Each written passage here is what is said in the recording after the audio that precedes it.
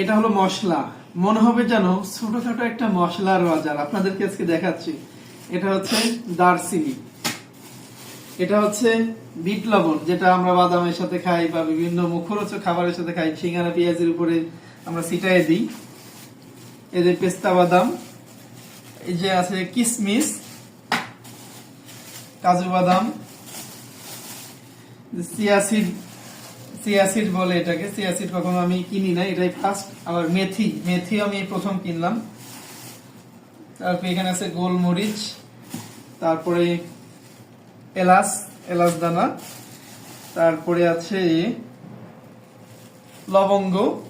সব কিন্তু ন্যাচারাল, এবং আমি একদম ন্যাচারালে চলে যাবো, আমি এর আগেও বলছি। সো যার জন্য এগুলো কিন্তু কিনা সব মশলাই কিন্তু প্রায় 600-650 টাকার মশলাই কিনতে হবে। জিরাও আছে সাথে। এগুলো সব প্রাকৃতিক ভাবে খাবো, তাই এগুলো কিনছি। ধন্যবাদ সবাইকে।